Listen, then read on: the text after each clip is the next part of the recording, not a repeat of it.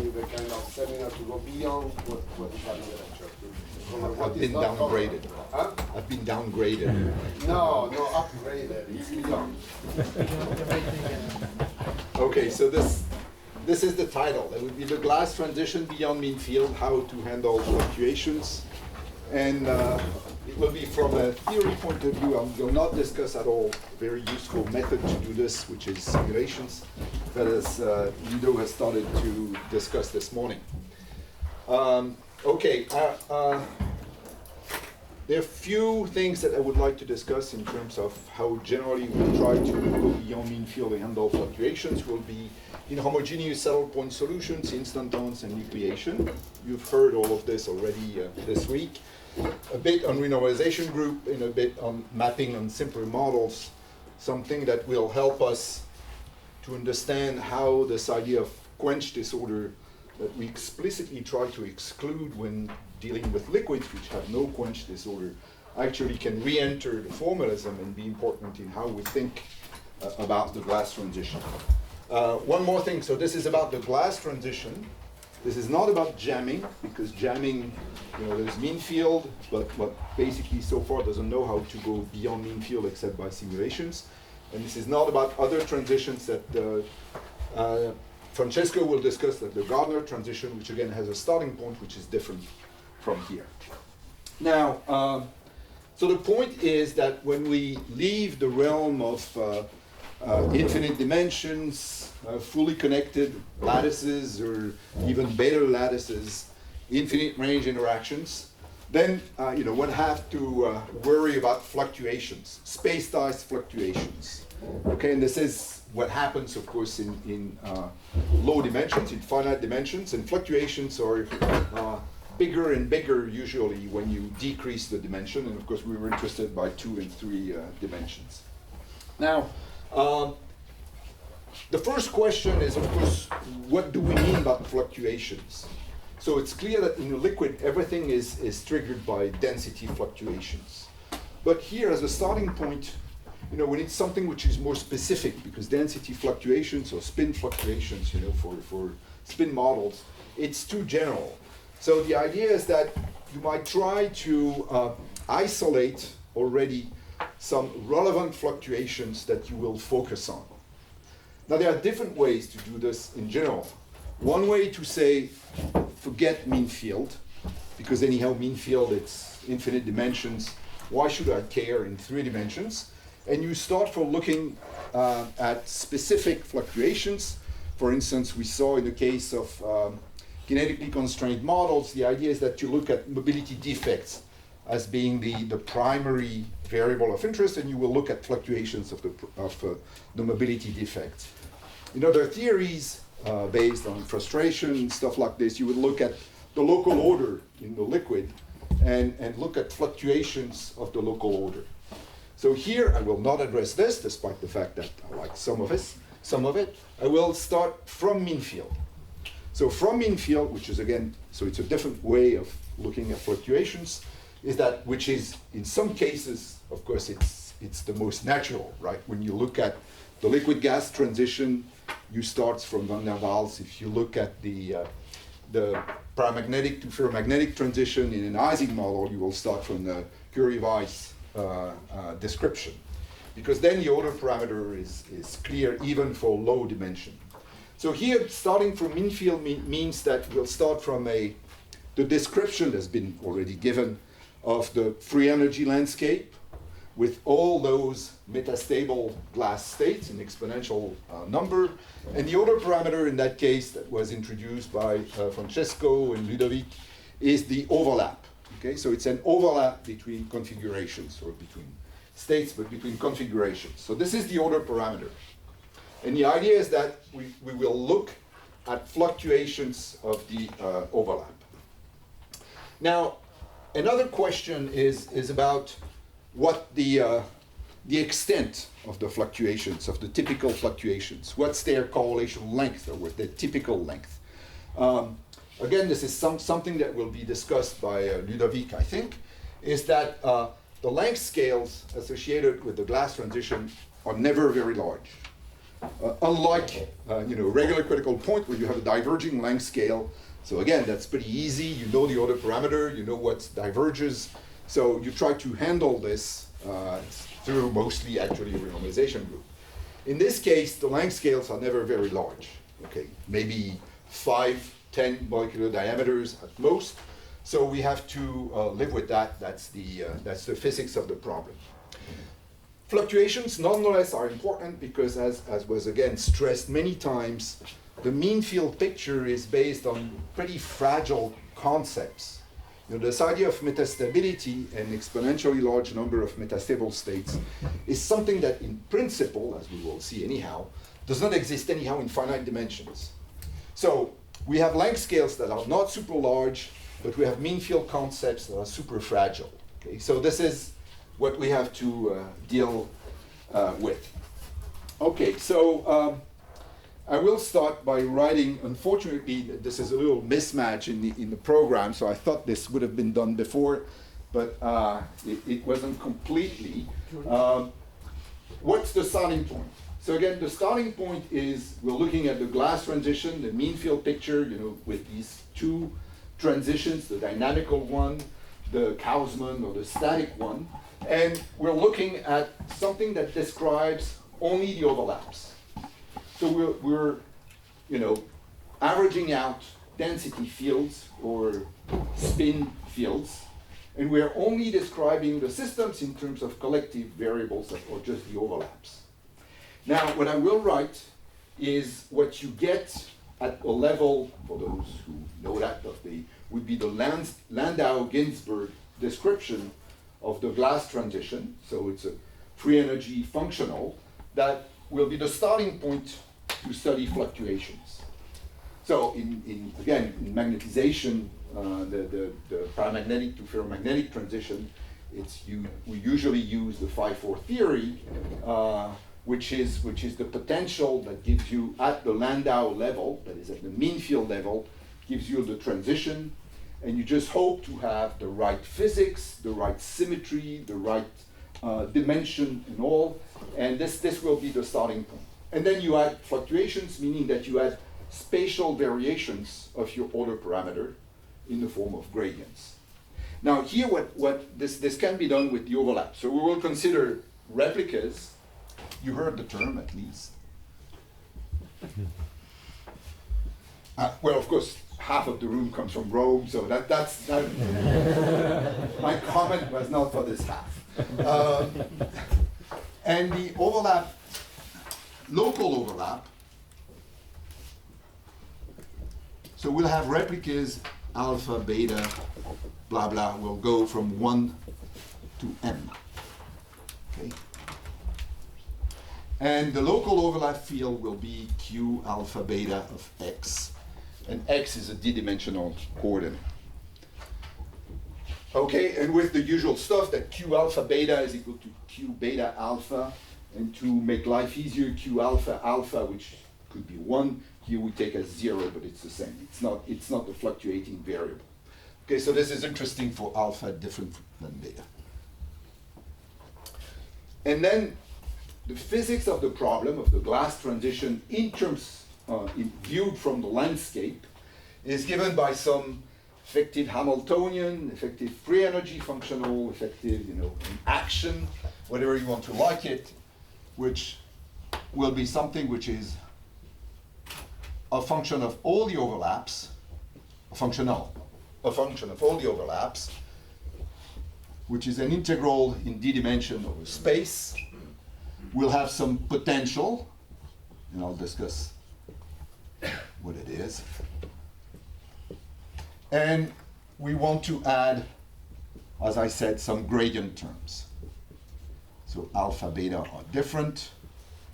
And this is the gradient over x, so this is the same as grad. This is not the same notation as used by Eric, but I think you will understand it.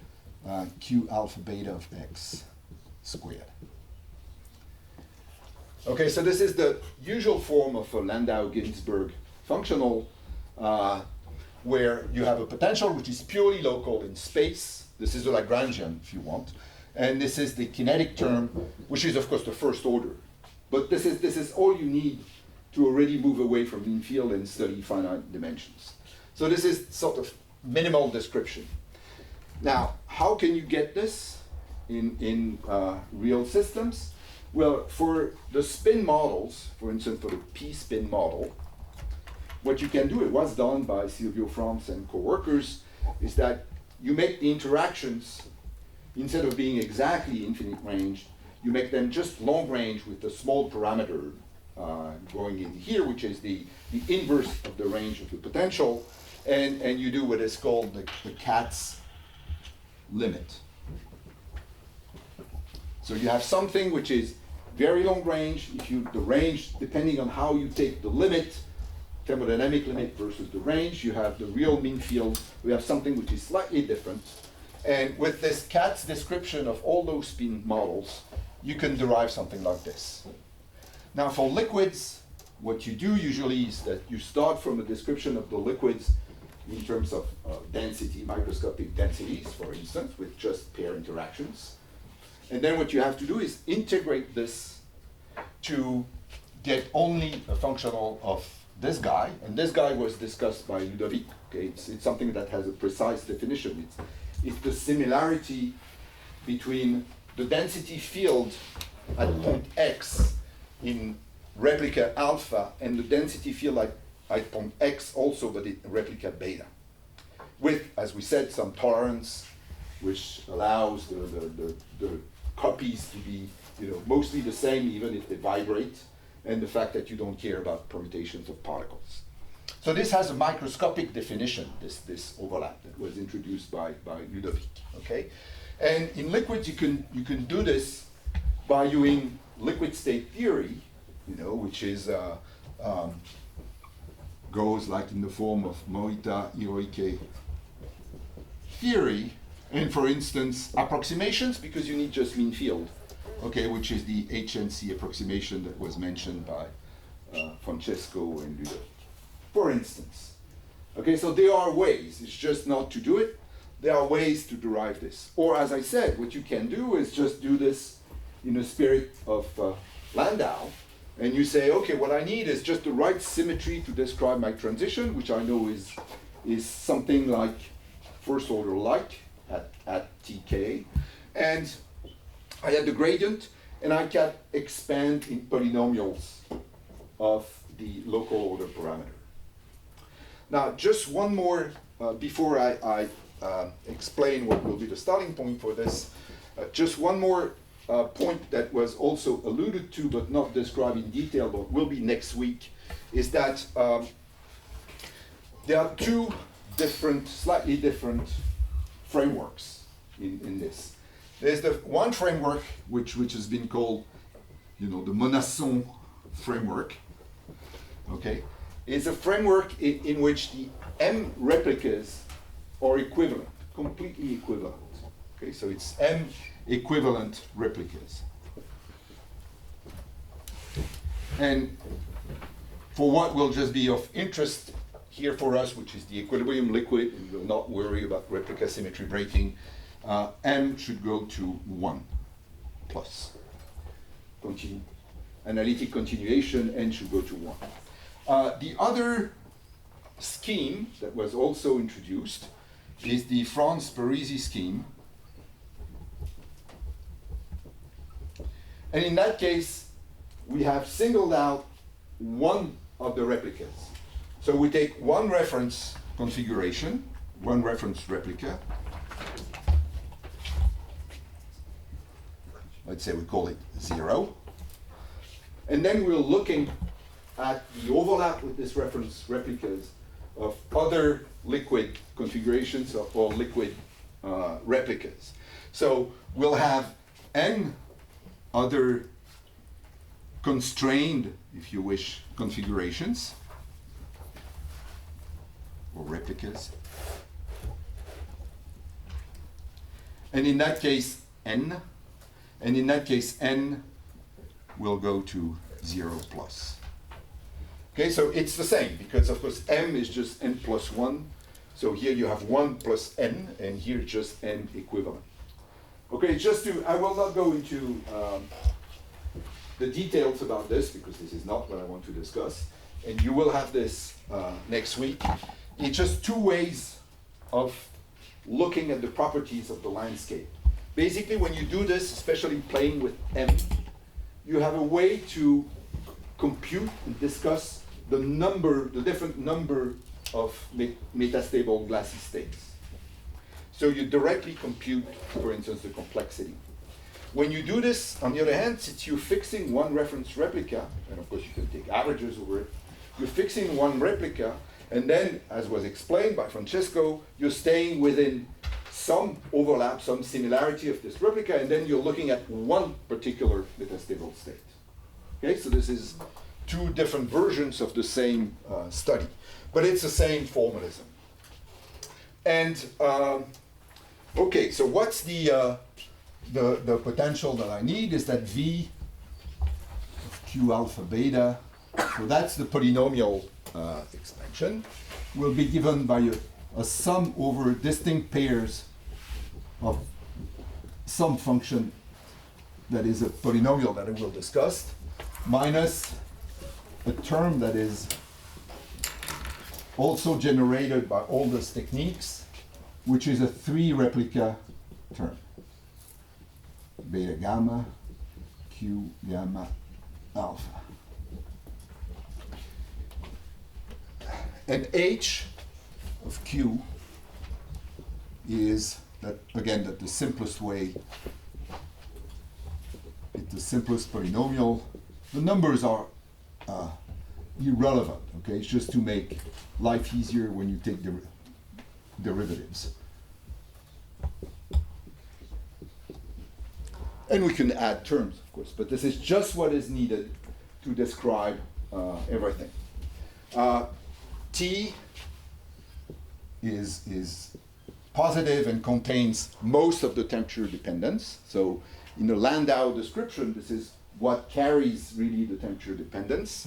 And U, V, and Y are also positive.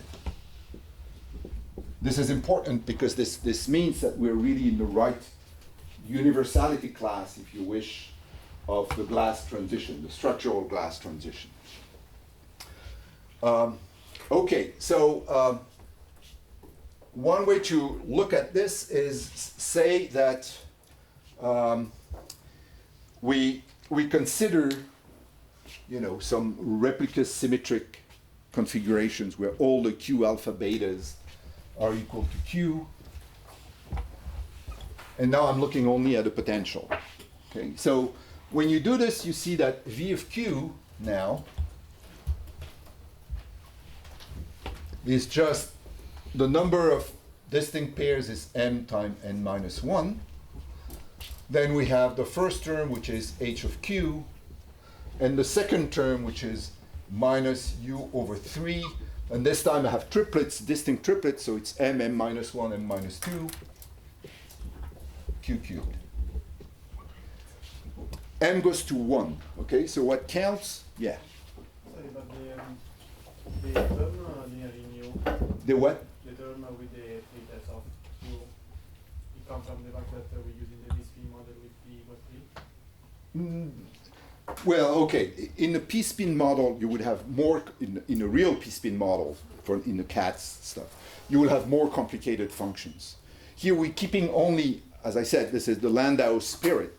We're keeping only the lowest polynomials that are necessary to get the same physics. So of course, when you look at the, I can give you the reference, but when you look at the papers and do the p-spin model with p, you know, whatever value or even mixed p-spin, of course you'll have something which is more complicated than this. But nonetheless, it will behave exactly the same, as I will show you in terms of the potential. Okay, so m goes to 1, so this goes to minus 1. This goes to 1. So we will be interested to have a limit by the potential V of Q, which is, sorry, the calligraphic 1 divided by m minus 1 when m goes to 1 plus. Okay, and this one is then h of q plus u over 3 q cubed.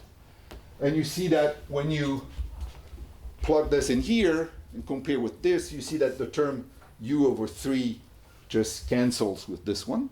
It's the same u. So you're just left with a t over 2 q squared minus v over 3 q cubed plus h over 4 q4. And this is exactly what you need to describe, let me put it in a different color, to describe, for instance, the standard mean field Franz Parisi potential, where you have q, v, you have the term of q squared, and then depending on the values of v and h, you can be convex, or you can start having a small deviations, or you can start having a special point here, or you can have a minimum, and the minimum at some point can be equal to the minimum in 0. So you see, this is exactly the potential that was drawn by Francesco and Ludo, and the point at which this first appears is just the dynamical transition. Again, this is all what was already said. The point at which the two minima are equal is the transition, the static transition, the Kaufman transition. Okay, now slightly more, this is the location of the second minimum was what Ludo called Q glass, I think, because this is where the liquid is localized. This is again the potential, so this is mean field. So the liquid is localized in a glassy metastable minimum. It's metastable because it has higher free energy. And the difference between this minimum and this one is the complexity or the configurational entropy. Again, I'm going fast because all of that you already heard about it by the lecturers before, and you will hear more later. I have a question. Yeah. The parameter T represents the difference between the dynamical or the statical transition in our setting. I think T, if I'm not mistaken, if I remember, T should be the dynamical. But you have to redo, no, not the dynamical, the static. The static. But you have to redo everything by yourself to see, when do you get this point, when you get this point. I mean, you can play around with the polynomial and see what all those parameters means. I mean, again, in principle, it's something that you can extract from a given model.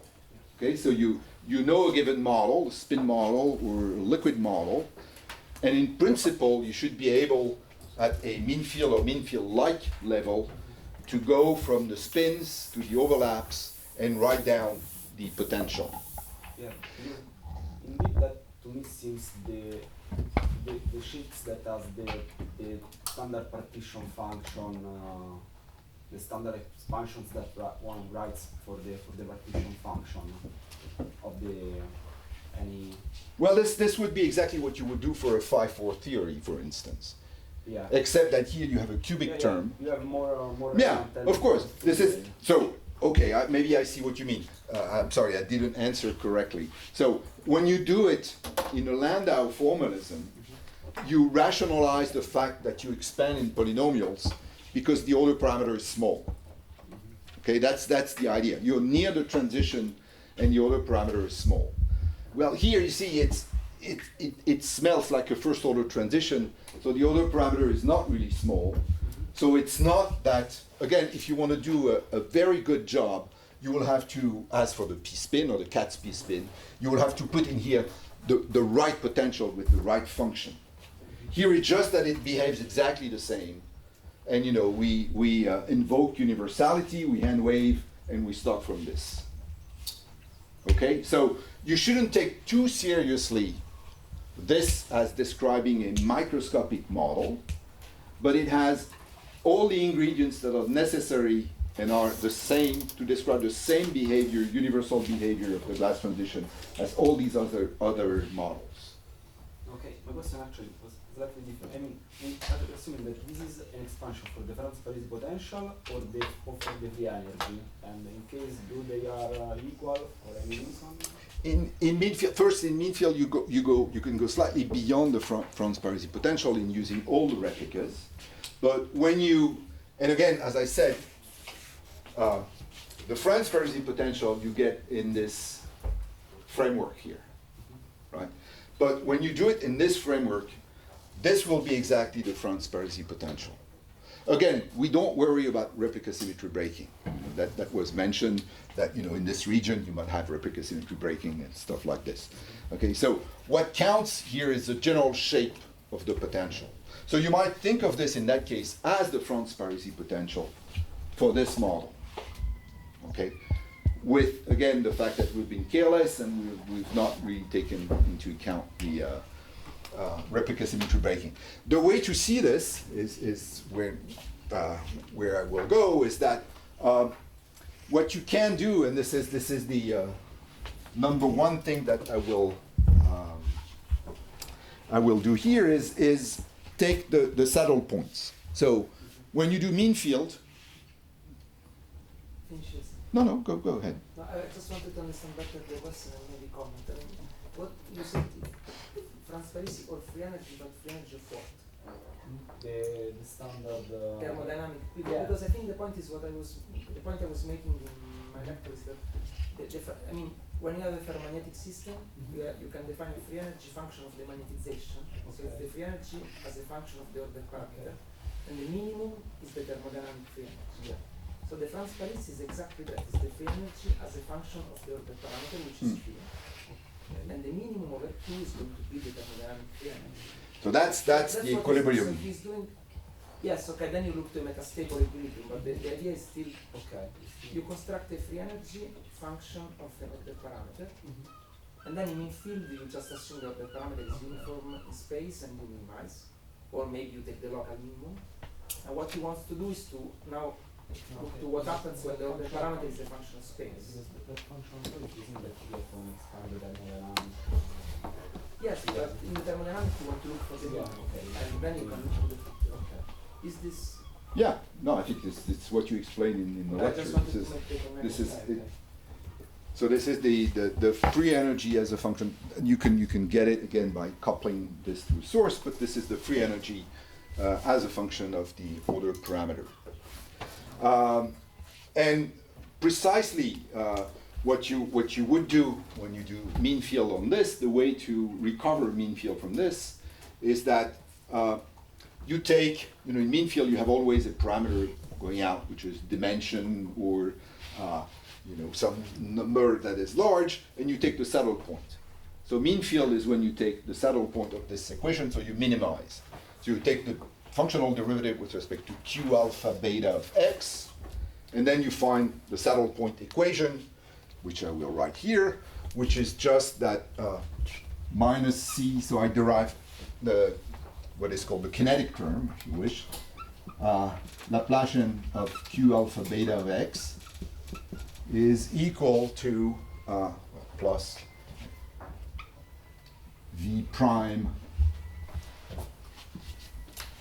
plus d by dq alpha beta of x of v is equal to 0. Okay, so this is the saddle point equation. And now v prime, this v, you see is just from this is just h prime of q alpha beta of x minus, so you derive here the cubic term, and this is minus u sum over gamma, different than alpha beta, of q alpha gamma q gamma beta. Okay, so that's the saddle point equation. So this is the equation that you would use traditionally. You start from, in quantum field theory, you start from some action with the Lagrangian, and you minimize the Lagrangian, and this is, the saddle point of the classical solution. Okay, so what do you do in mean field is that in standard mean field is that you consider a homogeneous solution, homogeneous in space, again, because you don't want to worry about any sort of fluctuations. Then if it's homogeneous, you drop this term, so you're only left with the derivative of the potential. And again, if you assume replica symmetry, you'll see that this guy is just what we did before. So this guy will just be v prime of q equals 0. So this is the point that you mentioned, is that when you do the mean field and you look for the minima, you know, if there is 0 external field, then you just minimize this potential and you find the absolute and the metastable minimum. Okay, so this is the way to recover mean field is you look at a saddle point equation, you take a homogeneous solution, and then this gives you the mean field solution for this problem. This might be a silly question, but you took HQ to be, you know, over the 4 in Q to have this look for the potential, but when didn't you take 4 Q interactions? Here, yeah. Well, it can exist, but it's not needed. Again, it's the same idea of when you're studying the critical behavior for magnetization, right? So you look at the phi-4 theory, which is so I said it several times, so let me. So the phi-4 theory, which is the Ginzburg, Landau, Wilson starting point for the Ising model, will be something like this. Okay, grad phi of x squared plus t over 2 phi of x squared plus y over 4 phi of x to the 4. Okay, why do we stop here? You know, we could have, in that case there's a symmetry plus minus, so there are no odd terms. You know, we should have terms in phi 6, phi 8, phi 10, phi. That's what I meant. I meant one term of your equation is of the 4, and the other one you stop at for the. Yeah, that's what I meant. This is nonetheless what I meant. That's here. Is that you stop just at the place that gives you enough to describe the whole physics. Okay, so if you add a term here in phi 6, or if I add a term with 4 different replicas, I will get the same physics. And anyhow, one has to realize that once you, this is not, again, this is the starting point. This is not the final free energy. So on this guy, what I need to do, and I will write it somewhere, is that on this guy, what I need to do is compute the partition function. And of course, when I compute the partition function and I take into account the fluctuations that are generated by this term, this will generate all sorts of additional terms. So it's just that in the initial condition, if you wish, which is the initial mean field condition, I only need to take this. But of course, everything else, you know, happens just like here. You can have phi 6, phi 8, but it doesn't change the critical behavior. And anyhow, when you renormalize or when you compute the system with all fluctuations, it will be present. So what we want to compute, let me just write it, is that something like a partition function, which will be the integral, over all the replica fields of this guy that I called, let me call it like an action again, S replica of all the Q alpha betas. Okay, so this is the tough problem, of course. So even if the starting point is a minimal description that contains everything that is needed to be in the universality class of the random first order transition description, which is, you know, valid for infinite dimensional hard spheres, which is valid for the fully connected p-spin model, which is valid for the Potts glass, fully connected, and so on and so forth. So this is just what I need. Okay. So again, I think you'll have more about this next week. So S is delta H. Yes. Yes, I wanted to.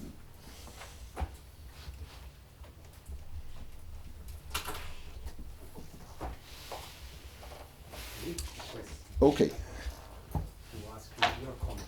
Here the disorder is not Is evident. the disorder is what? The disorder is not present because No. we consider only glass models. Yeah. But the same computation can be done also in the presence of disorder or Yeah. Well, yeah. You can do well. As I said, you mean if you take the p-spin model, all the computations done by Silvio Franz and co-workers in the years 2005, 2006, and after. Okay, you start from a, well, I guess you know the p-spin because it's been already introduced. You start with a model that has quench disorder. That is, it has random couplings. And in that case, you take the average over this quench disorder, and you get this kind of description. In the case of the liquid, there is no quench disorder. You take a proper average doing all this sort of manipulations, and you end up with the same type of description. Okay, so this is at the mean field level, as usual, there is some sort of super universality of models that give the same type of behavior with the same type of transitions, which here again looks like something which is a first order transition, and this again a limit of stability, which would be a spin-over. When you do the saddle point, but you don't take the homogeneous fields, what is the status of what you compute? That is, you don't take the fluctuations out of the maxima of the saddle point, but you still keep spatial variation of your order parameter. That's the equation. This is what I will do now. Okay. But the status of this. The status of this. Yes. What did you keep? The status of this is not completely clear. It can be made clear in this limit, which is the Katz limit, which is the limit where people, I guess maybe Eric also work on this, on metastability and also this. It's a limit where you control exactly what you're doing, and Francesco mentioned that also. So you can see what is the justification of taking inhomogeneous solutions of the saddle point equations.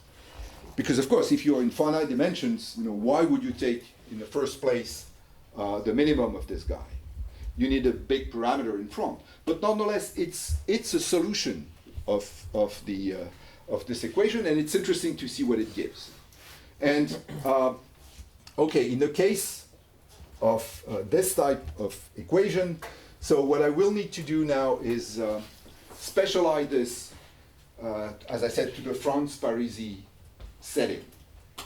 So in the Franz-Parisi setting, I have a replica that I call 0, okay, and say Q0, and the others I call A.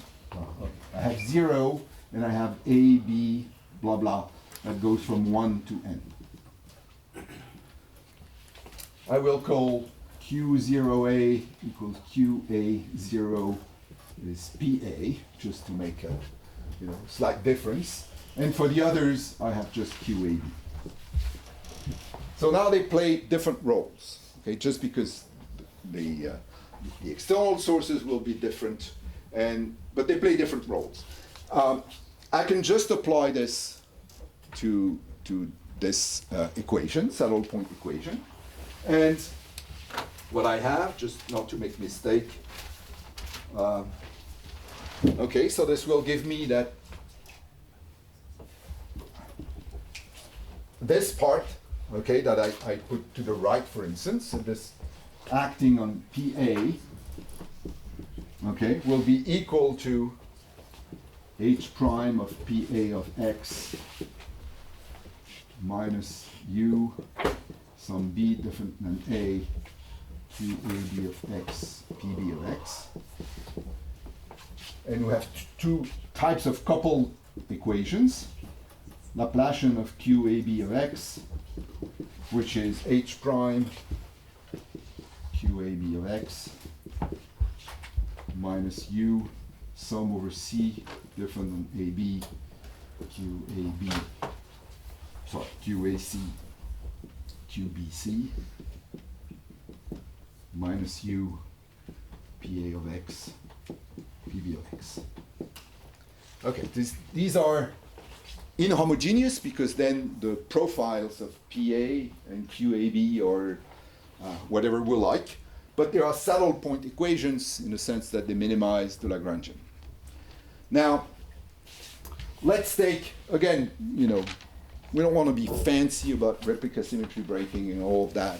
So we'll take all PAs equal to P of x and QABs equal to Q of x. And when you do this, you can see actually that we'll do even faster. You can see that there is a solution which is actually shown to be the physical solution where Q of x is equal to P of x. So when you do this, you're left with just one equation, which is what I would like to get at, which is just C Laplacian of P of x is equal to H prime of P of x minus, okay, let's count the number of guys here. Remember, they go from 1 to n, and in that case, n goes to 0. Okay? So if B is different than A, that means that we have, and they are all equal, okay, by this thing, it means that we have n minus 1 members in the sum.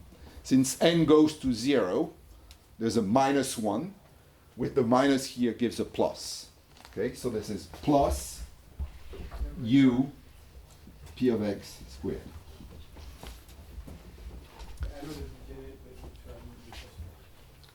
it goes to 1 to n and n goes to 0. What are we doing? What are we doing here?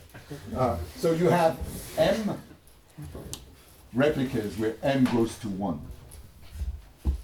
But you've divided this into one replica, which is the reference replica. It's there, so it's the 1.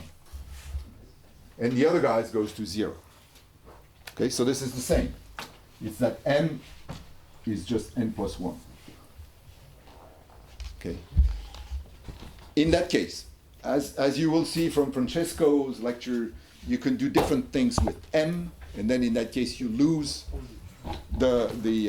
this nice equivalence between the different formalisms. It's not clear?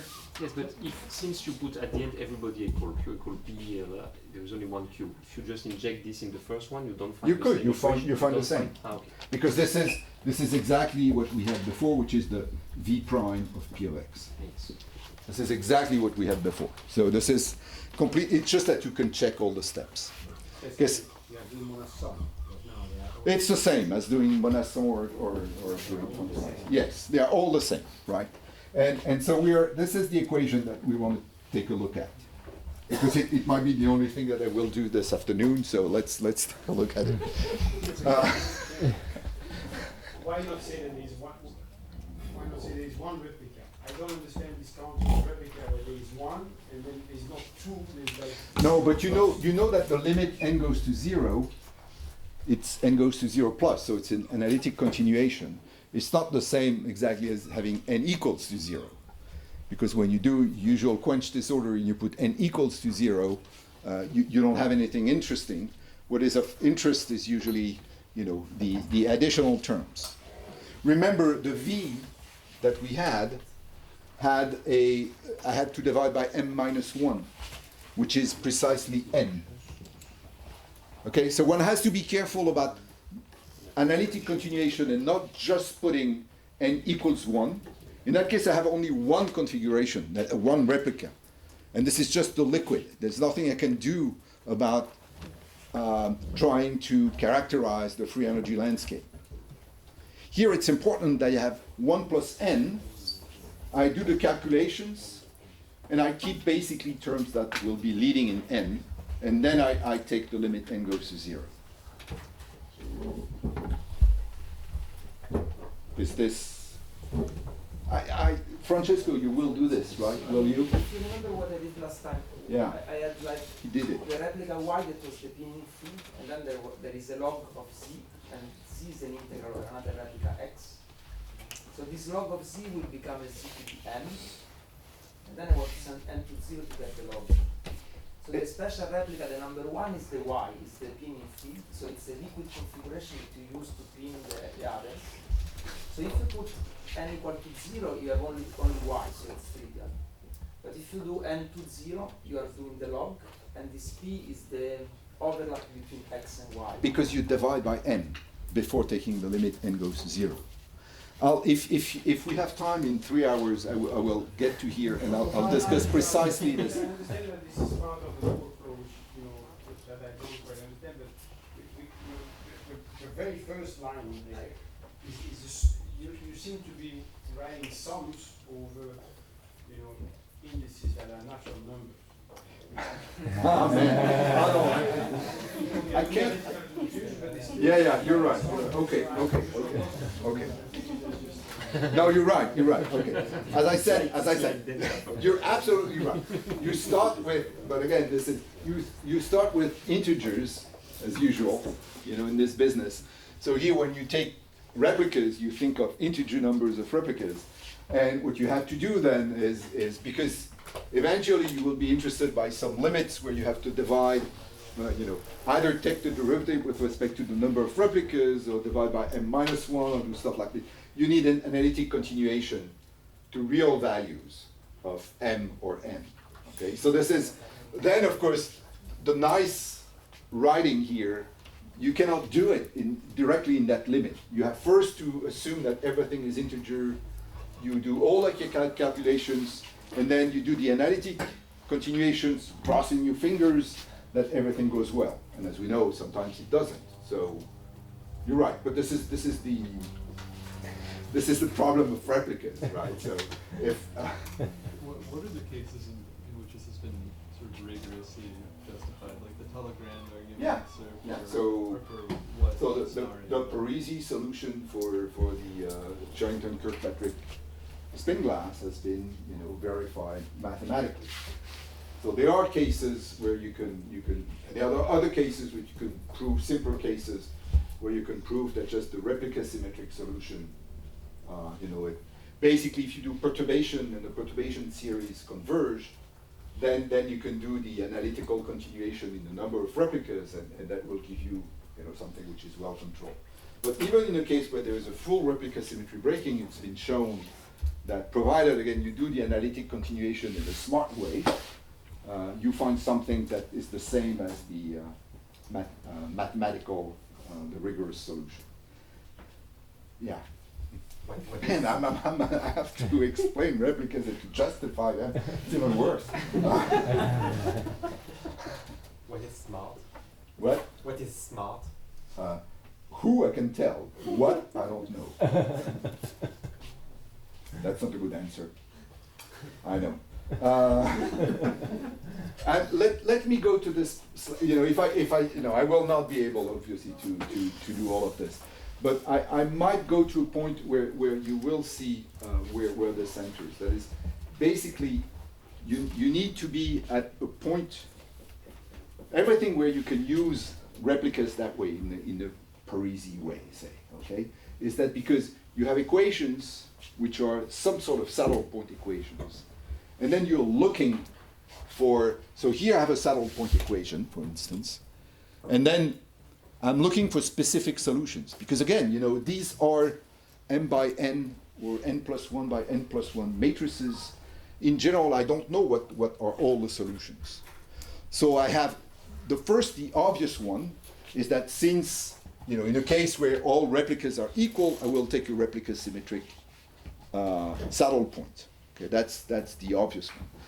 On the other hand, during the process of analytic continuation, you can have a spontaneous breaking of the replica symmetry because we're at the saddle point. So the theory is replica symmetric, if you wish, but the solution at the saddle point is not. And then you have, it took a few years, for instance, in the case of the Sherrington-Kirkpatrick model, you have to imagine, think, conjecture, guess, whatever you like, what's the right form of the solution. It might depend on the problem. I mean, so far the solutions that have been found are all of the class of the Parisi replica symmetry breaking, so either full replica, the continuous hierarchical or trimetric one, or one-step, two-step solutions. You know, whether there are others or not, I have no idea. So that's the answer, I think, to that. Well, that's one answer. I'm not sure it's the answer. Yeah. No, you were. Okay, so. Okay, let's look at this equation then. We'll do something which is easy, which is let's consider. So I can erase, I guess, everything else. Well, this I would need it, but okay. I will consider the question of, which is in a sense obvious. I mean, we already know the answer about the metastable state. You know, one thing that, let's say we are at temperatures between TD and TK. The other way around would be better. Okay, and I am in a metastable state, and the question is, you know, is this stable with respect to, in that case, boundary conditions? So I'm looking at stability of the glass, the localized glass metastable state, you know, versus boundary conditions. And the boundary condition that I will choose is that, okay, I have my whole system here, okay, let me call this X. I want here to have the glass state, so to have Q glass. And here I will put, you know, a boundary which would be the liquid with, since I'm with P, you know, close to 0. And the question is, you know, is this possible? Is once I have a boundary condition, which is the liquid, is it possible to have Q glass in the bulk? Now, the idea is that you have to solve this guy. Let's say I put 0 here and X here with P of 0, which is close to 0, P of infinity, which is Q glass, and the derivative P prime of infinity, which is 0, should asymptotically go to the glass. And it's a 1D problem now. Okay, here it was. I use the same notation. I'm sorry. I should, you know, these are d-dimensional coordinates, and here it's a one-dimensional coordinate now. I'm having just a whole wall, if you wish, which is liquid. Okay. Now you can either do it as an exercise, but since this is a seminar, so I will give you the solution. You multiply both sides by P prime of X. Okay, but this is the usual trick. You multiply by P prime, so you have Cp prime P double prime, and Cp prime P double prime is just the derivative of C over 2 P prime of X squared. Okay. Now I multiply this side by P prime of X. So of course P prime of X times V prime of P is just dx of V of P of X. Okay, that's easy mathematics. And now I integrate from 0 to infinity.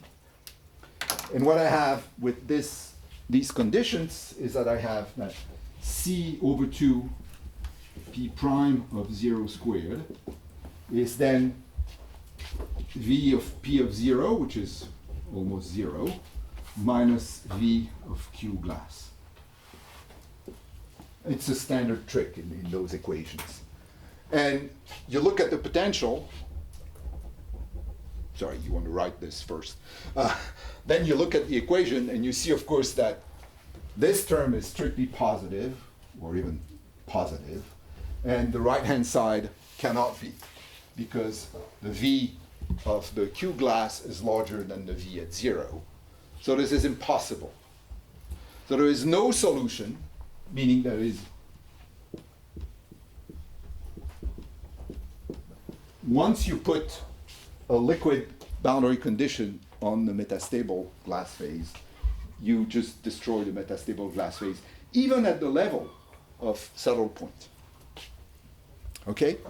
So this gives you an idea of how you can get rid of metastability. Now you can do something which is fancier. Yeah, yes, you just be a constant. What? Yeah. Well, I mean, it's a You want to constant. have any possible shape? No, I mean, you want it, this is done just by having this. Yeah. Okay, so of course here you could have different it will not be Q glass everywhere. D minus 1 orthogonal direction. Oh yeah. So you assume everything is uniform in all the other So directions. you are killing fluctuations. That's right. That's right. I'm not, again, it's just a simple thing about boundary conditions and how you kill. No, but in the Q glass. What? In the liquid, I agree that there are no fluctuations, but in the glass, the solution can be a Q glass of X in the D minus 1 dimension. Well, it would be weird, but So you have to one prove is- that this exists. But it's, okay, let's say the symmetry of the problem is that we're assuming that we're looking for Q glass in all the directions being constant here with the same derivative. Now, whether you could have other You stuff. see that a constant glass is unstable. That's right. That is a place where you are in the bulk equal to Q glass. Whether you have fluctuations around will probably not save you, but if you're Q glass or almost Q glass, this is unstable. I mean, this is known. Okay, it's not like this is breaking news. This is something which is well known.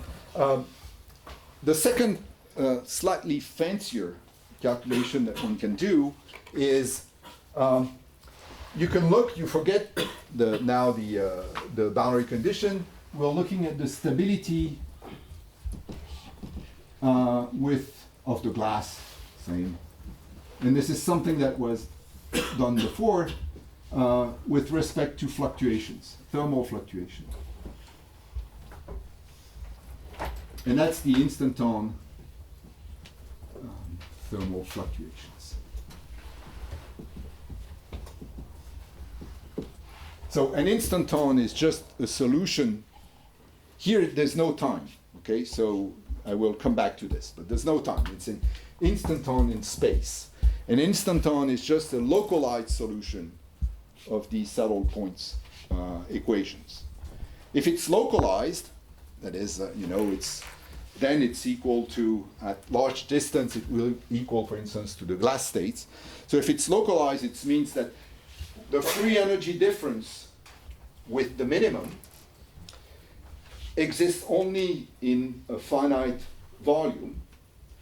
So it's a finite free energy difference of order 1. Well, it can be large, but it's of order 1. It's not macroscopic. It's not extensive. If it's of order 1, it means, of course, that, there's a non-zero probability at the non-zero temperature. Okay, so the instanton is just the solution, and now we don't have all of this. It's just in the bulk, and we're looking at the usual solution, which would be a droplet. Okay, so if it's a droplet with the spherical symmetry, then you have, again, it's a Laplacian, so you are in spherical coordinates. P is only a function of the radial distance, r. Okay, r. And you just have that, so that's C, d2r, p of r, d minus 1 over r, dr, p of r, okay, is equal to v prime of p of r. And you want that when r is infinite, you're at Q glass, as before, and when r is 0, you're looking something, which is when you find a solution, which is in fact near the liquid. Okay, and this is a problem that was studied in quantum field theory by Coleman in 1977 for the decay of what is called the false vacuum. And he showed that there is a solution to this problem, and I will not derive this because there's no simple analytic way, and which looks like this. Okay, so this is P this is Q glass, this is 0, and it goes to some value. And you see, this is finite because it differs from the glass state only in a small region here. So this is the bubble of liquid inside the glass. And this is a solution of this equation. And in the case where the interface between the liquid phase and the glass phase, so this extent here, is small compared to the size of the bubble, okay, which is called the thin wall approximation, well, then you recover exactly the result of nucleation that was done by Ludovic, I think, Ludovic a few days ago. So you recover that you will have a competition basically between surface tension and the difference in free energy between liquid and the glass, okay, that will give you rise to a nucleation bubble or a nucleation droplet. And the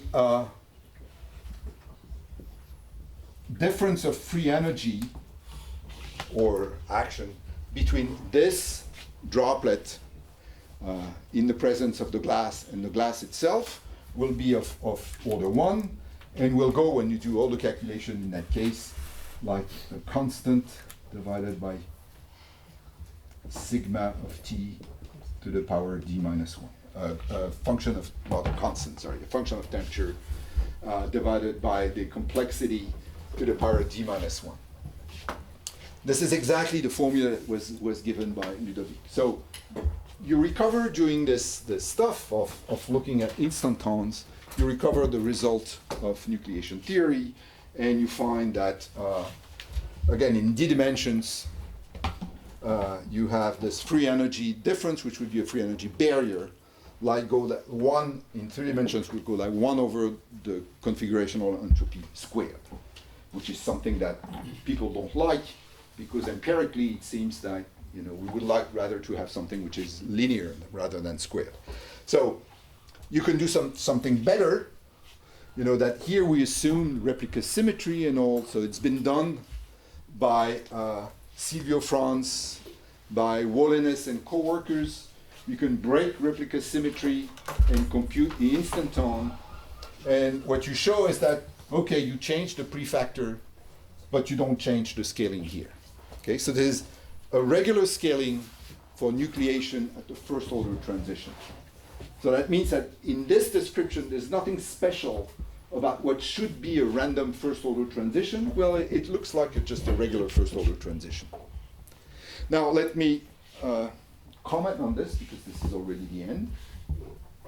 No, 1 more hour? But you have a 1 hour and a half, then it depends. I mean, we can also, if you want, we can do a small break and then you have another hour, depending. Or wire break. We're having fun. Okay, anyhow, well, we might, you might decide if you want to break or not, but I would like to finish first this, because it's some, I think it's some interesting comments, is that we have the nucleation bubble, okay, and we have the scaling even in the presence of replica symmetry breaking. Again, the argument is that because we are at non-zero temperature and this is non-extensive, so even in the thermodynamic limit, this is of order 1 compared to the size of the system, then there is a non-zero probability that this sort of fluctuation appears, and this will kill the glass. This was said, again, several times, so you cannot have, in principle, a metastable system, that has a free energy larger than another system. As we discussed, it's a question of time scales, so this is just a theory result if you have an infinite time at your disposal. But this explains why you don't have metastability in finite dimensions. Now there's a question of, can we go from here, because remember we're looking at the glass transition, so can we go from here to the relaxation time, the dynamics of the problem, okay?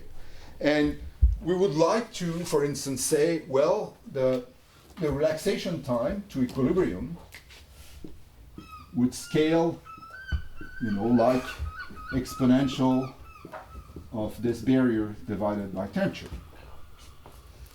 Here again, because it's or beta times delta. Because it's a fluctuation, so it's the inverse of the probability to have the nucleation. It's the usual argument. And this is what I think Eric did in his first lecture, solving a problem with an instanton and showing that you could have a Arrhenius behavior, for instance, of that kind. Well, here the problem is that we have mapped the initial problem of the liquid with the dynamics of the liquid, or the spins with the dynamic of the spins, to something that describes the overlaps and the free energy landscape. But we haven't mapped the dynamics. So here, we don't know how to write the dynamics of the overlap field, and we don't know how to relate this to a dynamical instanton, which is, of course, what you would need to do if you wanted to calculate the relaxation time. So, this is, it might even in some cases be an interesting bound, but it's not even clear in many cases what's the status of this. Is this even a lower bound, on an upper bound, or nothing at all? I mean, it depends on the model that we're studying. If you take pretty much any model in detail balance, or even wider class, you know that they will only that low up to a prefactor that depends on the class. You will always have that type of excitation, but you could have, for instance, faster. I mean, this is assuming that there's no heterogeneity in the medium. You've put your bubble anywhere in the system. Well, imagine that you have sites that can just trigger more easily nucleation. Well, just because your system is heterogeneous, you will have, a different answer, maybe. No, but what I'm saying is that if you take any dynamics in detail balance with respect to this energy, yeah, the one that you have yeah. And the only thing that you allow is to change the diffusion coefficient, right? Even make it the part that's, Oh, I'm sorry. With respect to this. Yes. Then so you take. Then the only thing you can get is that with a different prefactor. I'm sorry. I agree. Yes. If you write a Langevin equation, for instance, or heat bath, or anything like this. I completely agree. It's just that we don't know if, again, if doing the real mapping of dynamics, we don't know if this is the dynamics of the overlap field. But you expect dynamics to be in detail balance with that, or do you expect that this is? Well, I guess I expect to be in detail balance, but what about kinetic constraints? What about, again, as we saw for the plaquette model, you go from one representation to another, you change to collective variables.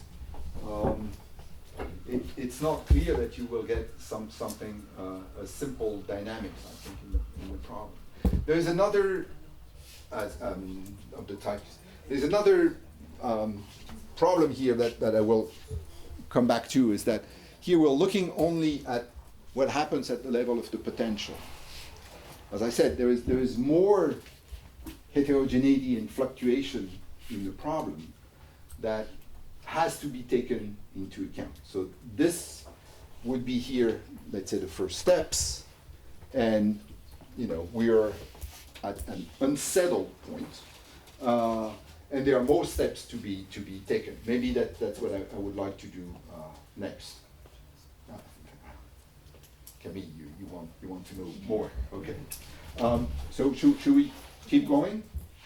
So there's what? There's 1 hour. Yeah, I think. 1 hour. Okay. Can I do everything? You all know the renormalization group? No, I mean it's a question. It's not. It was not like, oh, you should all know the renormalization group. It was a question. No, it's just to, maybe I can skip it if you don't know it. I mean, I'm not sure.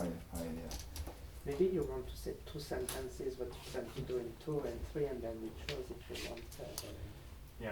You want to choose, man? That's freedom. That's okay. Let me just say a word then about renormalization group and Before you proceed, can you comment on the fact that all these solutions for cube glass of X, where are the heterogeneities? So, where they end up? They are a key feature of glasses, and we always take solutions which are homogeneous in space. yeah. So they are not contained in here. Okay, we're working. That's maybe what will be discussed here more.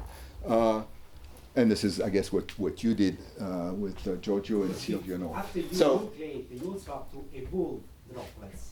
If there are heterogeneities, it's true that there will be Yes. points where nucleation can happen much easier, but then in presence of thinning, they don't evolve. exactly. So Exactly.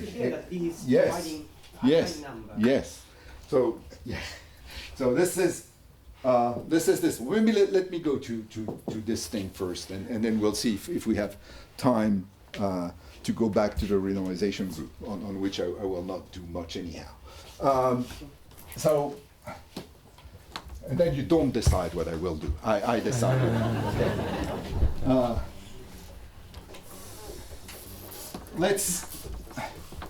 Let's discuss.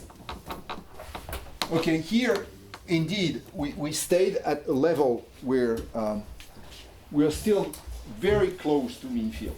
Okay, so that is something where we're looking at subtle points.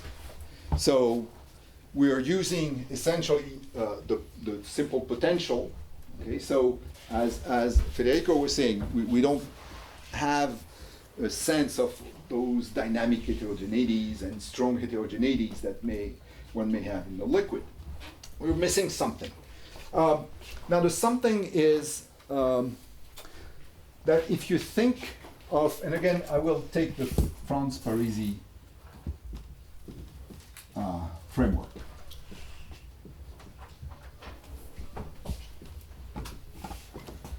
And I consider a reference configuration. Equilibrium at the same temperature. Okay, I'm not doing fancy stuff with state following, aging, or whatever. Everything here is in equilibrium at the same temperature, T.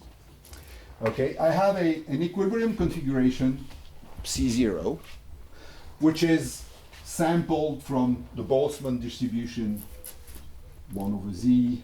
It's not the same Z as minus beta, some H. It's not the same H. C0. Okay, this is the Hamiltonian of the liquid, for instance, and C0 is described in terms of microscopic densities. Okay, so this is not, this one basically was going from here, introducing overlaps and averaging out the configurations to only get this. Okay. So this is the reference configuration. And then I want to look to the Franz Parisi construction, meaning that I'm looking at, again, the overlap P that I introduced somewhere with this configuration. So another liquid configuration that is at some overlap P of this reference configuration. Now Ludovic will explain how you can compute this in a simulation, but now let's say that we divide our sample into boxes, some size. Well, it's too bad I didn't do 2, but some size which is of the order of some relevant correlation length that I have not discussed yet, which would be the point to set correlation length. And now, because in simulations I know how to do small systems, but it's very hard to do very large systems, and this is not criticizing. You compute the Franz Parisi potential in each box. What you will find, of course, is that because now this is a liquid configuration that I have taken, so of course the density changes from place to place. It is heterogeneous. So even if the means Franz Parisi potential is, for instance, like this, and I will explain what is the mean later, here you will find, okay, maybe this one will be like this one will be a little less, this one will be a little more, as well, so. Okay, and so on and so forth. I'm not doing the simulation, so it's pretty easy for me to draw all of this. Okay, so you have fluctuations of the Franz-Parisi potential. Just because, again, the underlying density, which means what is in the equilibrium configuration, liquid configuration, is not the same everywhere, so it fluctuates. Is that snapshot or you're making an average? Well, this is a given configuration. So this is, if you wish, it's just snapshot. And then you're taking averages. That's the whole thing of what Francesco said about taking the log z and taking n goes to 0. So this is the way to compute now the potential. But C0 is a snapshot. So this is for a given configuration of the liquid. So my atoms are here and here and here. They don't move. There's no dynamics here. Okay, but this is one of the equilibrium configurations sampled from the Boltzmann measure. And now if we think about this, and that will be the motivation from the mapping on simpler models. So we have something which is characterized by, if we are low enough temperature, there's essentially two minima. Okay, so it's a two-state. It looks like a two-state model, like the 5-4 theory for the Ising model. Okay, it's a soft description of plus and minus, but here it's about the same. You always have two states. Okay, so this is one thing. Then we have the difference here between the minimum, which is the configurational entropy, and from the barrier you can extract. So this is the configuration, some surface tension, which is some renormalized coupling in general. Okay, so for instance, if we take Ising spins, and you have Ising spins with interaction minus j, sum of the nearest neighbors of Si as j. Okay, and you're saying what is at zero temperature the interface between a state which is minus and a state which is plus. That will give you the surface tension, which is the number of bonds that are not satisfied, and this just goes like j. So surface tension is something that is a renormalized coupling, if you wish, for a model. Okay, so this fluctuates, and the surface tension fluctuates. Now, what is the complexity now? Well, you see that if you look at this, the complexity is what disfavors the state with high overlap. Okay, because if the complexity is very high, well, this guy is very high, so of course it's much less favorable to be in that state. If the complexity is just 0, well, then the two states are equiprobable. So the complexity exactly plays the role of a chemical potential on a density, if you will. Yeah. So is the complexity the height between the two peaks, or just the height of any peak from the? No, it's the height relative to this guy. Again, the reason it's been mentioned by Ludovic and by Francesco is that this is the height, the Q glass is when the system is localized, at least in mean field. Okay, we have an exponentially large number of glass metastable states. Just with the pinning by this configuration, it means that the high overlap, which has a high similarity with this configuration, is in one given basin. So it's localized in one metastable state. On the other hand, the liquid counts all the metastable states. So since all metastable states have the same free energy per particle, then the difference is only related to the entropy of the number of metastable states. So this is the complexity of the configurational entropy. That's what was mentioned by Ludovic and Francesco. And all this can be, in infinite dimensions, can be even proven better than just by words and hand waving. But that's the rationale for explaining this. So anyhow, so this looks like a chemical potential, right? So the chemical potential here disfavor the high overlap state. Okay, so now I guess you know that there is some mapping between a lattice gas model, which has variables 0 and 1, and has chemical potentials that is coupled to the occupation variable. Okay, so that will be a description of a liquid in terms of a lattice gas, and has interactions between sites and an Ising model, which has sigma, which is -1 or +1, and has a field H that couples to sigma.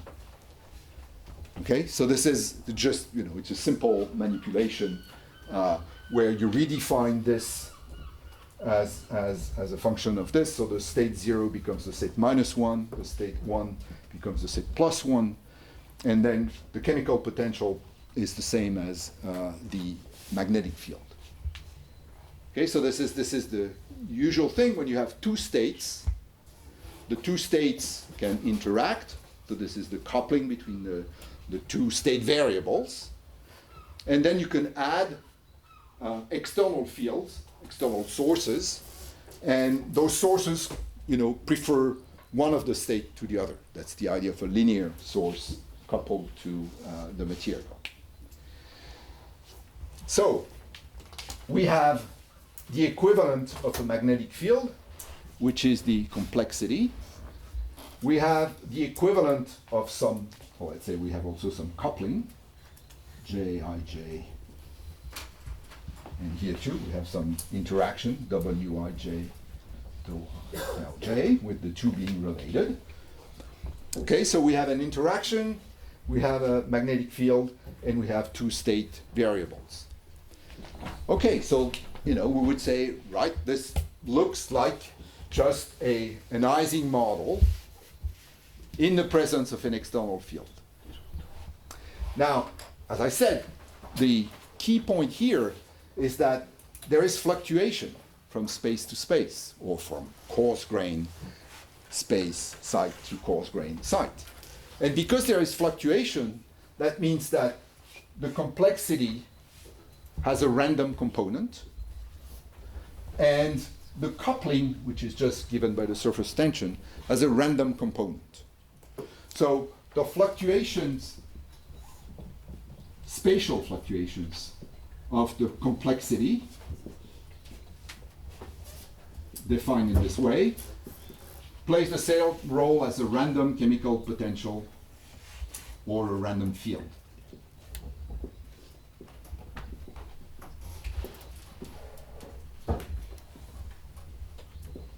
And the fluctuations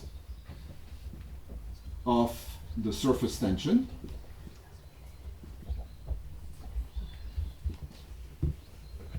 plays the role of a random coupling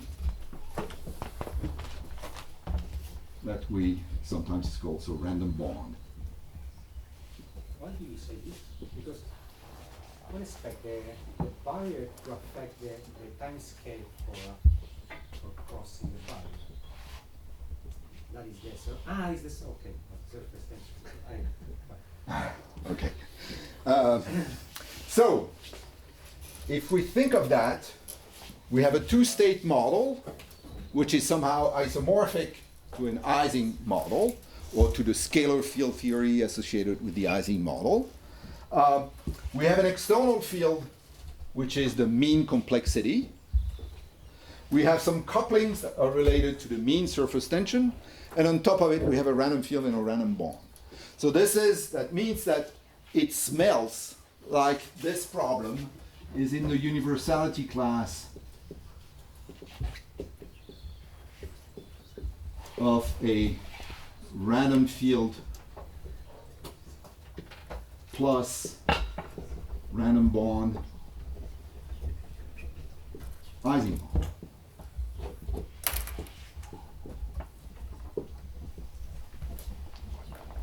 And here, because the random bond fluctuates about a non-zero value, okay, the average value of the surface tension is non-zero, so it's not really a spin glass phase. It's a phase that is dominated, in fact, by the random field. At large distance, again, that's something that's been studied on those models by renormalization group and by simulations and all. At large distance, what dominates is the random field. So, okay, so that means that the system indeed has, it's a liquid. So there's no, it's not like the P-spin. We haven't put any sort of quench disorder in the problem.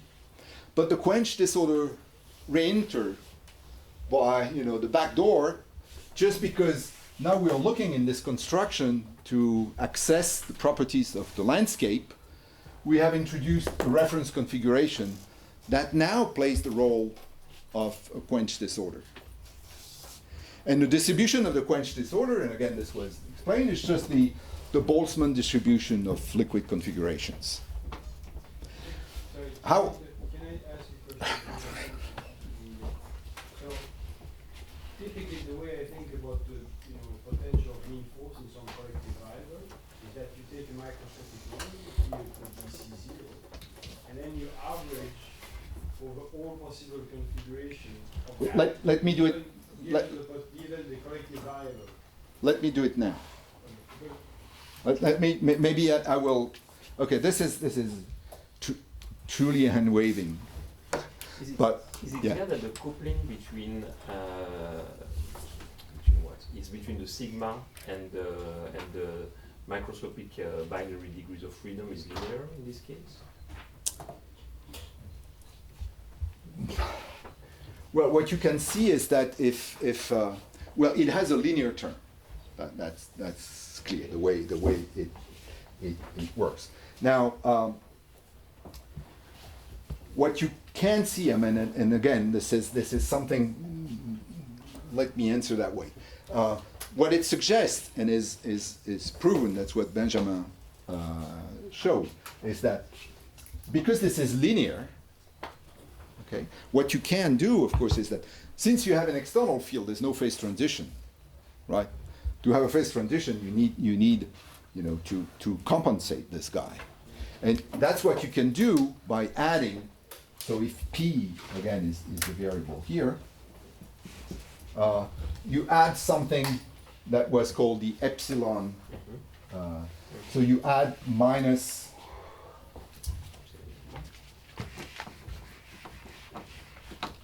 You add to your potential minus epsilon integral over ddx of p of x. Okay? With replicas if you need the replicas. So this, again, when you have a homogeneous guy, goes like minus the complexity, and you can tilt the potential, the mean potential that way, and you can produce a phase transition.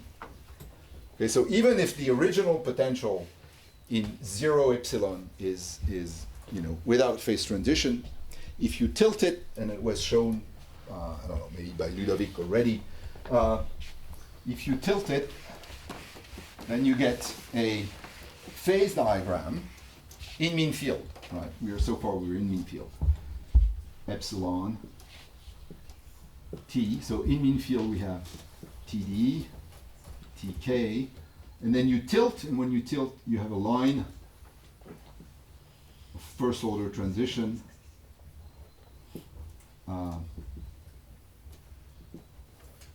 ending in a critical point. And this line is just because when you are here, you have, of course, a metastable minimum, but if you change the potential by adding a source that now favors the high overlap state, well, then, of course, you can get this guy down, and at some point, you will have a first order transition between the low overlap and the high overlap phase. And this will terminate in some critical point where there, in fact, it's because you've lost any sign of non-convexity in your potential. Now, several comments. First comment is that this is what you would see in a simulation, despite the fact that you are not mean field in 3 dimensions.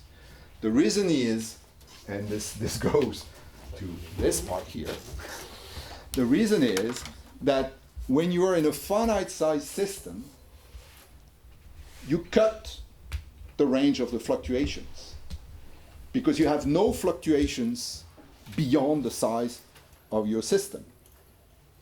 So fluctuations that go beyond the size of the box no longer exist, and these are those fluctuations, I mean, it depends on the size of the box, of course. These are those fluctuations that give back convexity of the free energy. So in the thermodynamic limit, in an infinite system, the free energy should be convex. So again, this cannot exist. You should at best have something like this. But in a finite system, you can have a non-convex. You can define a non-convex free energy from the probability of observing a given profile of P. Okay, so in a finite simulation, even with periodic boundary conditions, you don't have fluctuations on ranges. This is what gives rise to finite size scaling for critical phenomena.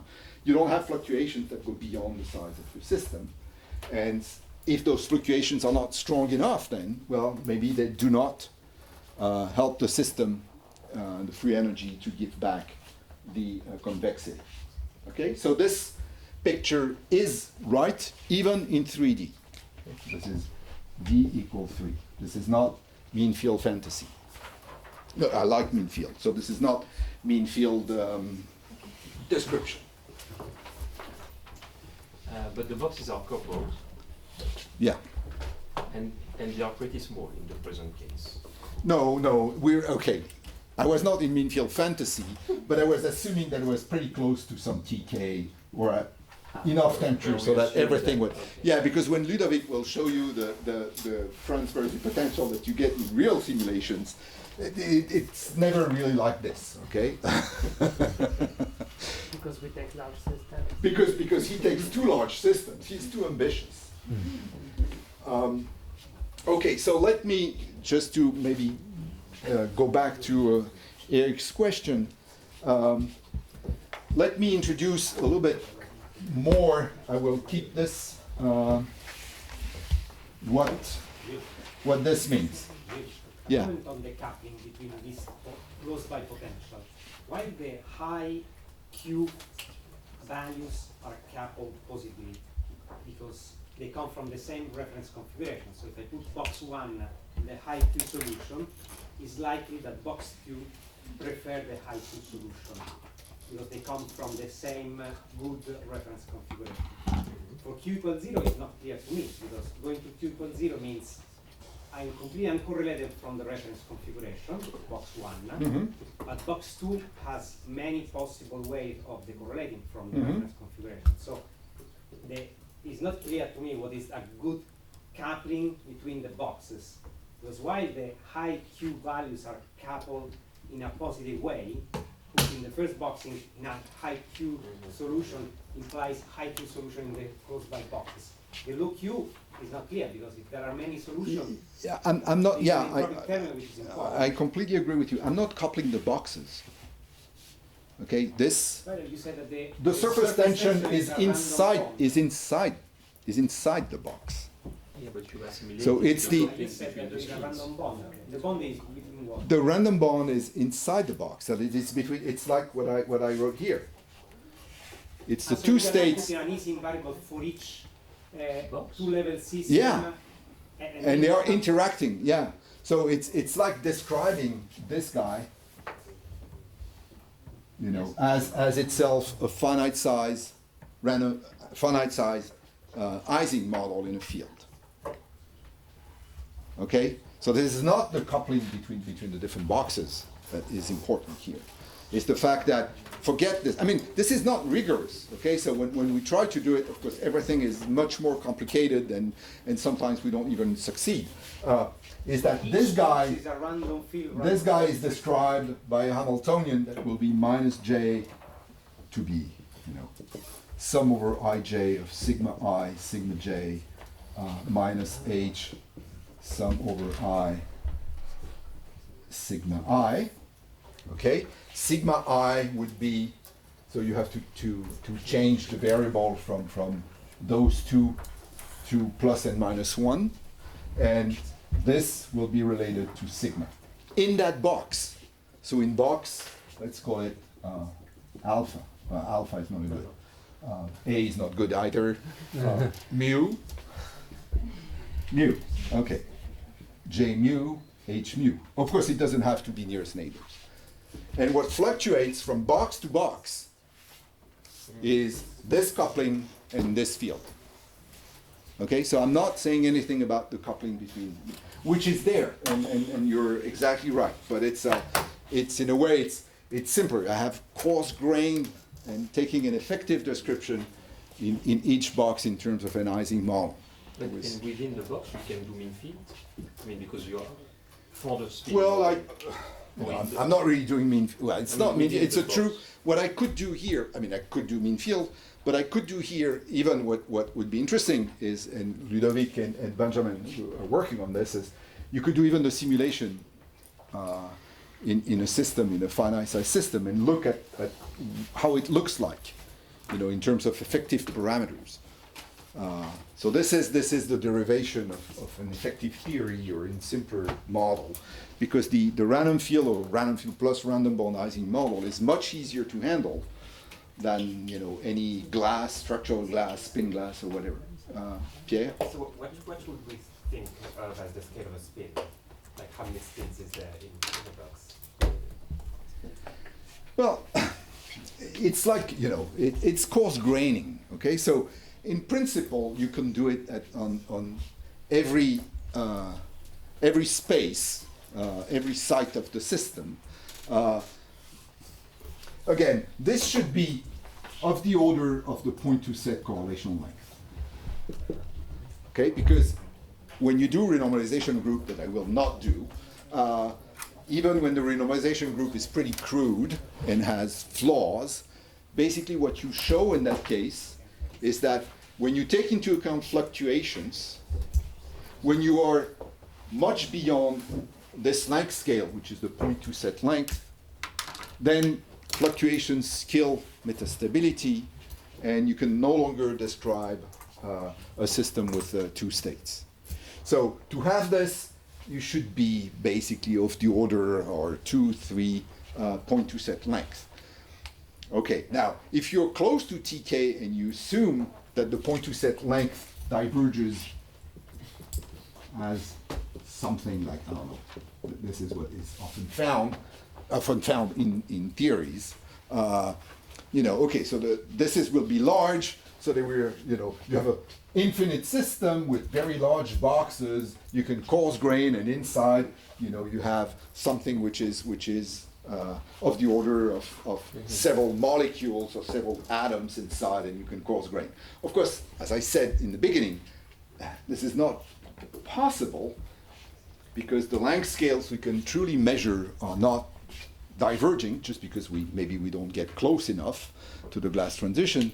So coarse graining we don't have much room for it. So you go from 1 to 5 to, and so you have to do all your business in something which is very constrained. And okay, these are the limitations of the problem. Now, in each box, there's many states. You just said. Well, again, if this is 5, it's not many. If it's still, it's more than 100. But if, on the other hand, in principle, again, just think of this in principle, it's a very, very large length because it will diverge as you approach tk, then you have enough room to coarse grain and to do everything you want. Because of course the sites here are some coarse grain sites inside the box. Okay. Yes, yeah. And the random field that comes those are pure random. It's not like there's a deterministic part and a random. So Yeah. It's just a random. Yeah.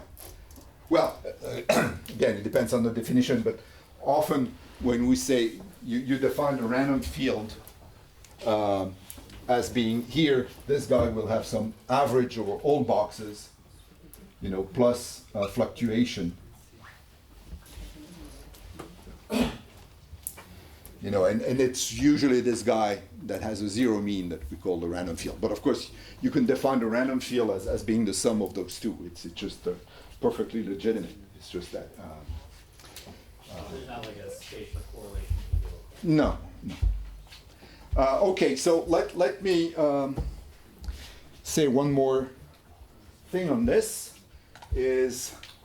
So maybe I guess I will not need that anymore.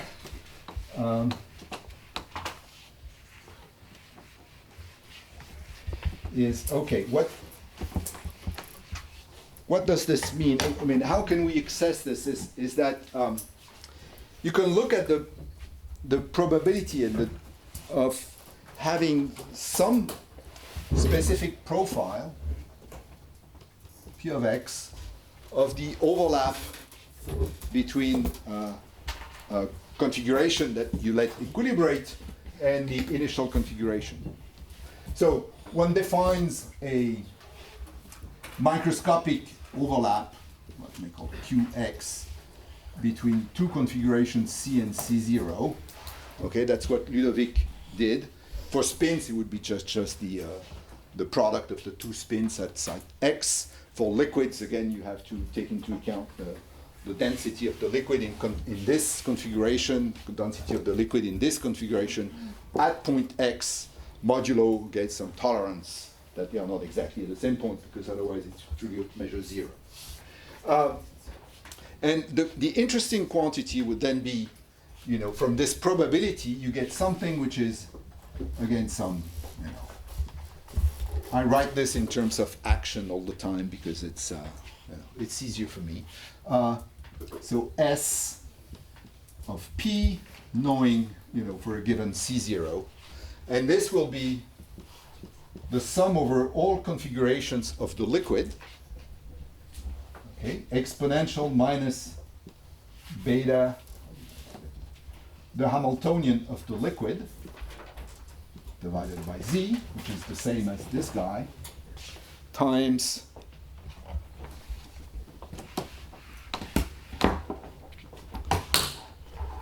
well, let me write it this way. Product on each site of delta of P of x minus Q hat x of C and C0.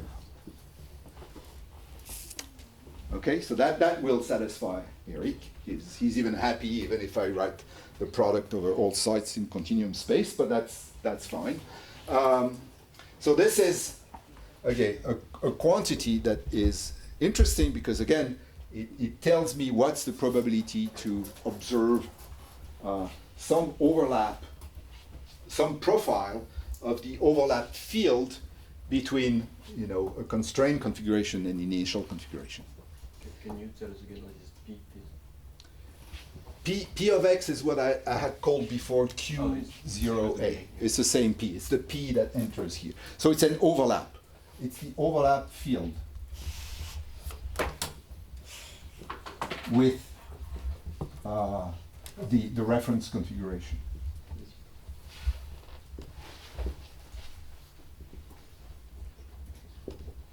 And this is a microscopic definition of what it is, of course, and I want, of course, to average over this. Okay, so now we see. No, everything here. Everything is at equilibrium here. Okay, there's no time. Everything is equilibrium measures. So we were just doing standard, no time dependence statistical mechanics. That's one of the problem of, well, maybe we'll conclude on this. But anyhow, this now is a random functional because it depends on C0. And C0 is distributed this way. Okay? So what is of interest, of course, if you could have the distribution probability of this random functional, it would be great. But of course, it's very hard. And what at least you would like to get is the first moments of this distribution. So you would take the first moment, okay, which is average over C0. So this is the sum over all possible C0s Z times S of P C0. Okay, so this is the first moment of this action or free energy functional or effective Hamiltonian, whatever, of the overlap field. This, when you take homogeneous or uniform profiles, so for P of X is equal to P, this is just the Franz Parisi potential.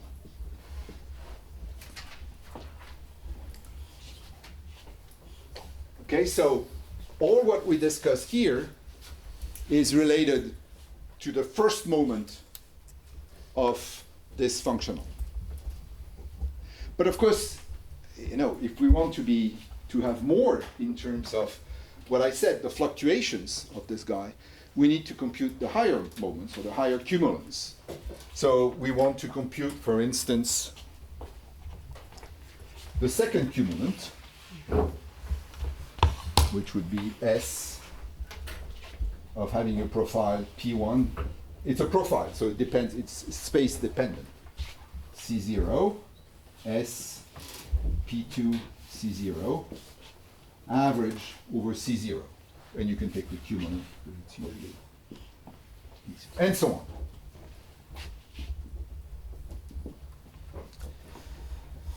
So basically, what we are saying here is that this is well defined, so in principle you can study it. And this gives us just the mean free energy or the mean action of the problem if we wanted to include some kinetic terms. And this gives me, you know, again, the fluctuations in terms of fluctuations associated with the reference configuration.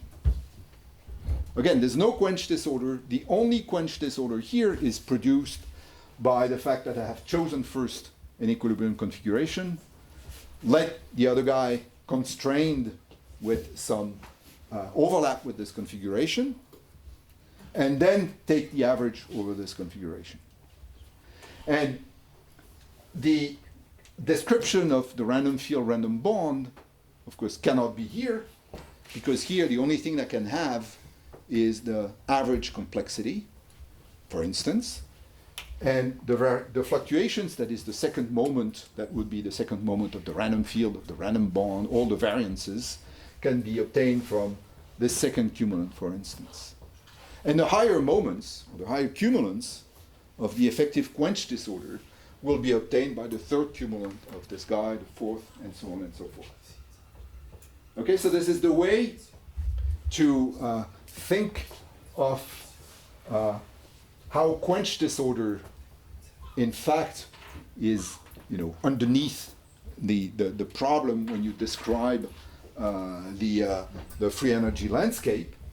It tells us that you can have the mapping on simpler models was here mapping on models of the type of the Ising model with random fields and random bonds, which are models that are much better controlled and understood.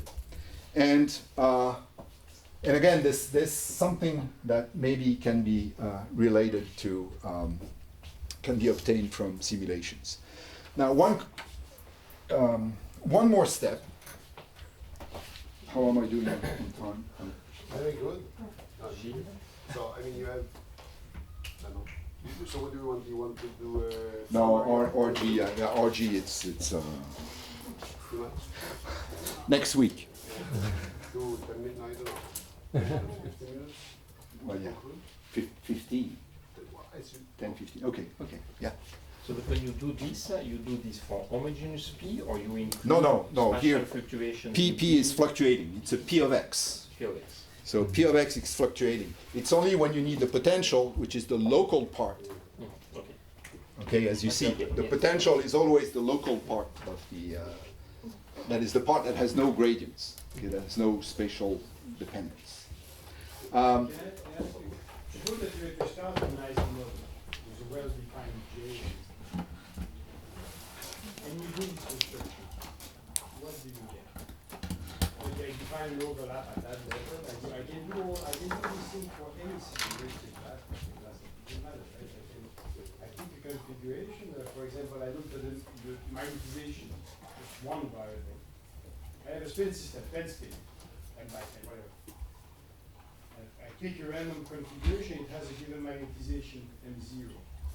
And then I compute the overlap with respect to another spin configuration drawn from. Can these calculations be done? What do they tell you?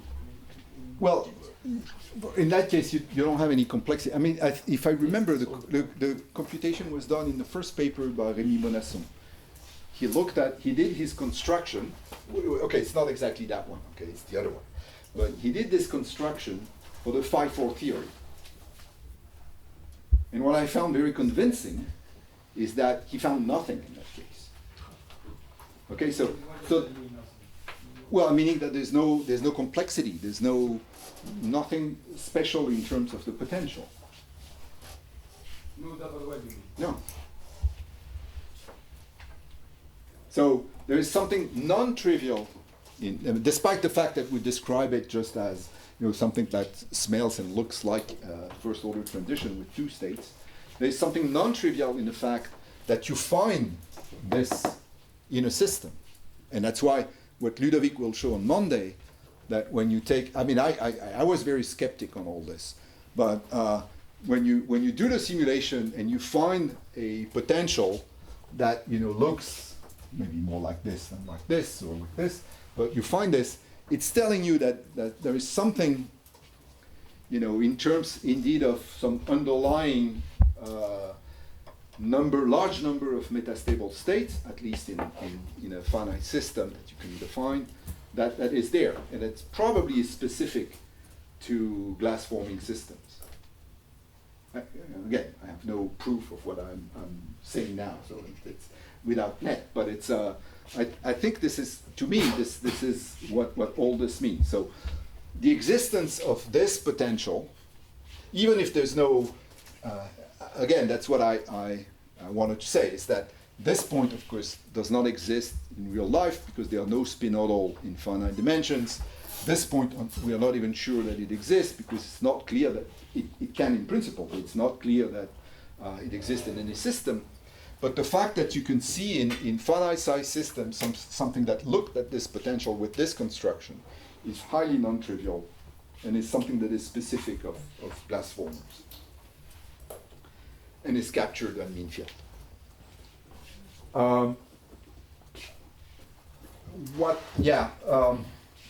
Okay, just one last connection with what I wrote before is that you can look, and this is what we did actually, and calculate these cumulants by starting with this action here. The way one can do it, and that will be my last thing, is that I want to keep this. It's a little trick about what is the generating functional of cumulants. To generate all these cumulants, what I can do is introduce replicas.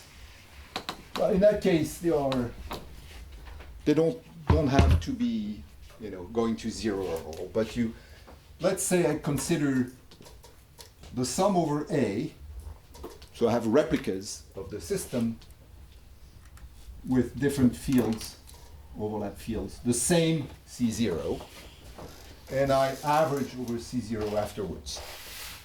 Well, of course, this will generate the cumulants, right? This is what is known. It's exponential sum over A of the first cumulant. Okay, 1/2 sum AB of the second cumulant, and so on and so forth.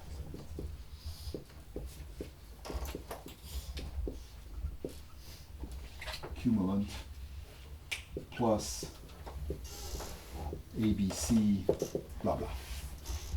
Okay, so you can generate the cumulants by something which is, you see an expansion, in fact, in an increasing number of free replica sums.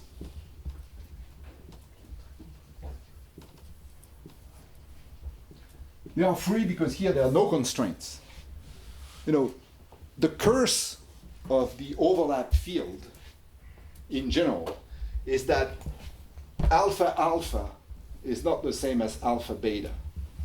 So you need to constrain everything when you sum, because, as you see here, because alpha alpha is something different physically. Here, just because it depends on one replica index, the sums are unconstrained. So here you have one sum, two sums, three sums, and so on and so forth. One sum, first cumulant, two sums, second cumulant, three sums, third cumulant, and you can keep going. Now, what is this guy? Well, this guy is just some, again, let me call it an action with a tilde, which depends on all the overlaps PA. Now, how do I get it from here? Well, I get it just by integrating.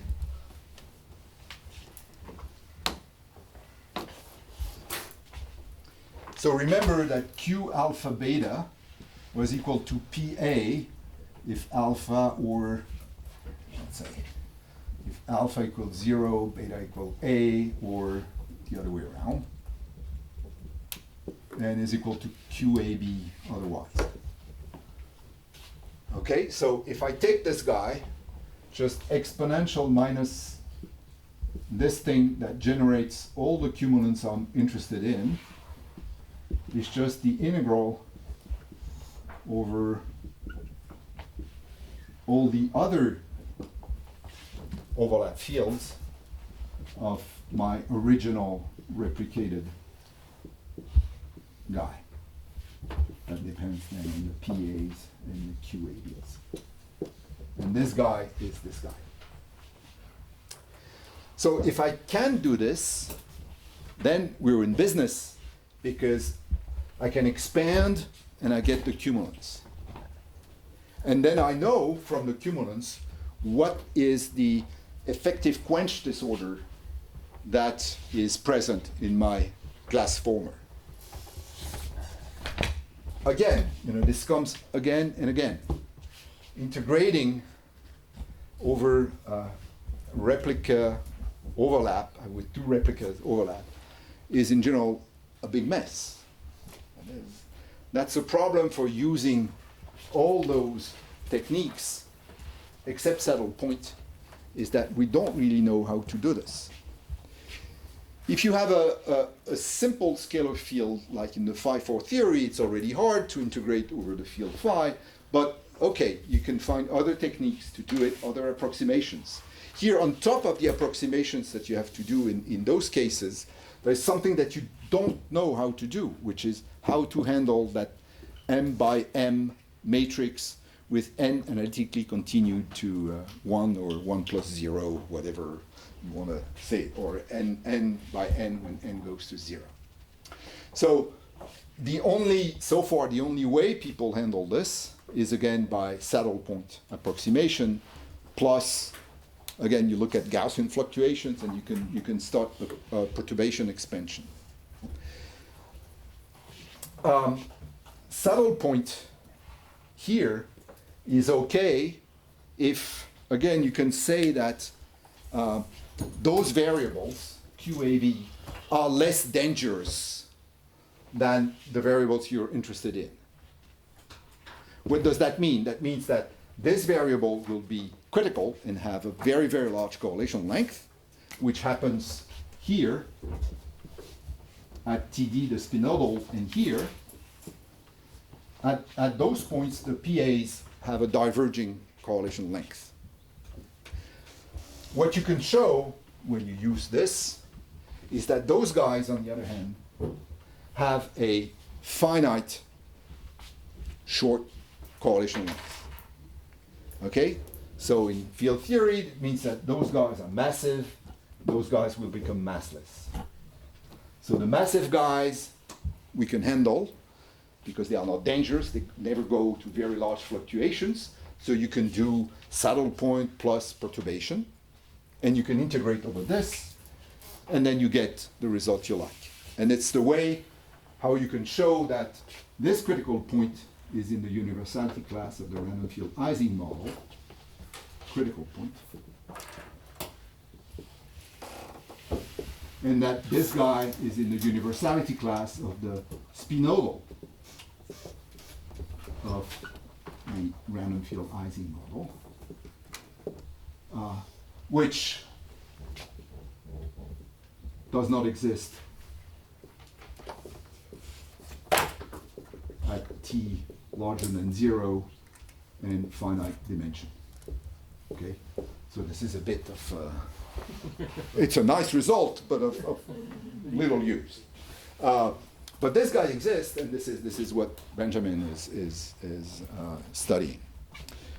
Okay, so this is just again, that's it. I don't want to do more about this, but there is a way, to finish the cycle. That once you have something starting with the overlaps, which describes again the glass formation, if you can handle this, you have different ways to use this. You could use even fancier starting points if you need, to put this in different sorts of standard ways of handling fluctuations. So I didn't discuss the normalization group, but this is also doable, at least at the crude level, and try to get answers for systems in finite dimensions with finite range interactions. Just to conclude, the big caveat is that this does not describe the dynamics. Okay, so we have a strange situations where what is spectacular in the glass transition in the dynamics, and the best analytical way we have so far, starting from mean field to handling fluctuations, are barely able to address the question of the dynamics in this region. Okay, that is in the region where in mean field there's no equilibrium dynamics anymore because the system is frozen in the glass. So far none of this has led to interesting or novel predictions on the dynamics of supercooled liquids, but it can say something about the existence or non-existence of the Gaussman transition in some systems, if you can do the mapping properly.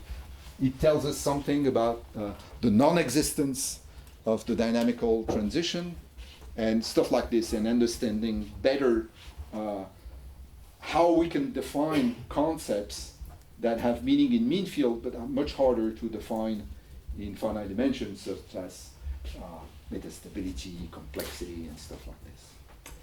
Okay, and I think I'll stop here. Thank you.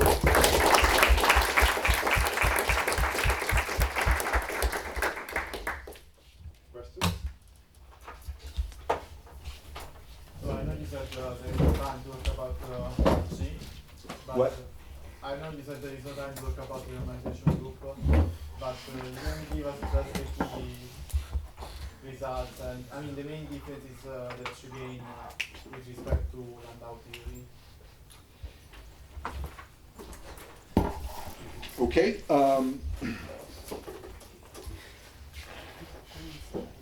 let me say first, again, what is difficult about doing renormalization group on this problem is that renormalization group is very efficient in a way. I shouldn't say easy to do. When there is a small coupling parameter and you can do perturbation. Here, just because of the nature of the transitions, you need more than that. You cannot do just perturbative renormalization group. You need to keep some functions to describe, this pseudo first order behavior. And more than that, since we don't know about which thing we should expand, you probably need some non-perturbative RG. So the only one, because of, again, the curse of the overlap matrix, the only RG that has been implemented for this is the real space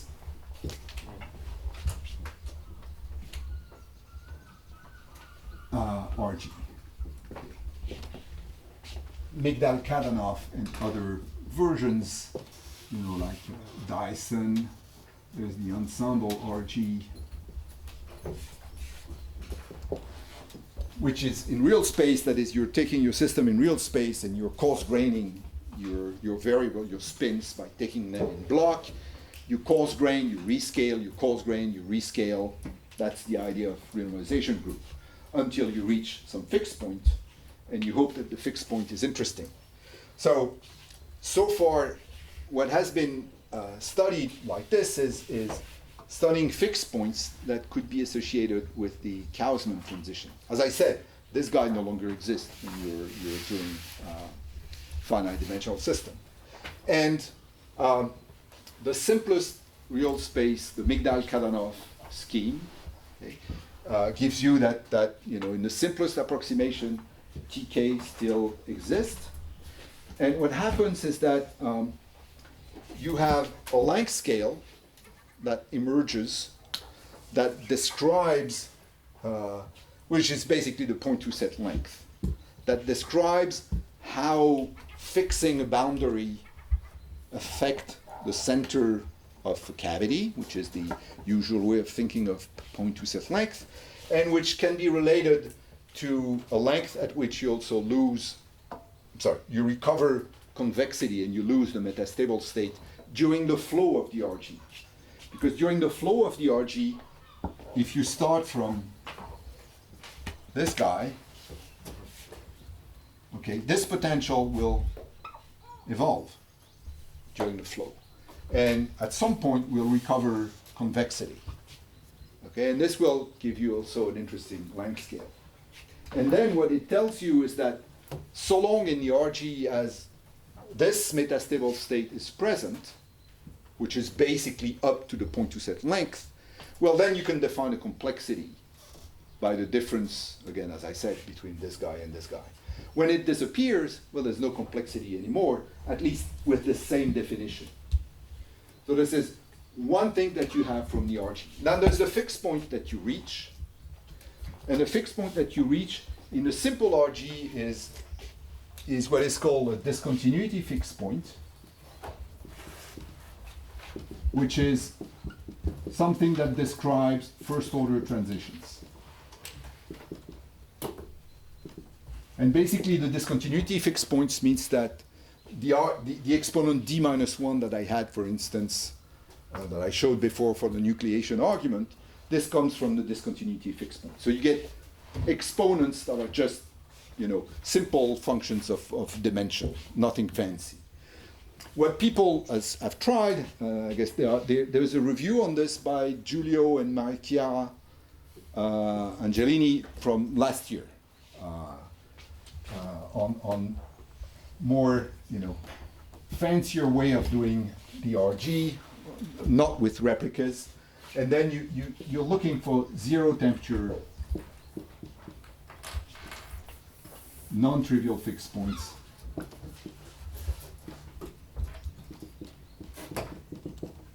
And these guys claim that they have found some in some of the schemes. So this would be interesting. This is also a zero temperature fixed point, but this is a pretty trivial one. Zero temperature means that when you renormalize the temperature, it's one of the running parameters, the temperature renormalizes to 0. Okay, which is the case for ordered phases, for instance, or for virtually interfaces in a random environment or the random field Ising model. And this will be non-trivial in the sense that you could have exponents that are different just, for instance, from d minus 1, which is what people would like.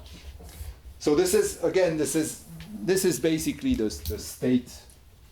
So let me put my Chiara Angelini and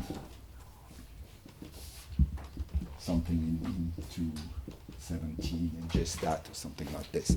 There's a review of different RG and results obtained for those models. But I think the most interesting thing is that you understand that up to a length scale in the RG, so up to a level of the RG, you can still define the concepts, the mean field concepts, you can use them. And after that length scale, you just lose those concepts. I mean, you have to do otherwise, introducing time scales, for instance, but at least just in terms of length scale, you can no longer properly, rigorously define these concepts. That's it. Other questions? Considering the length of the answer, Okay, now thank you again.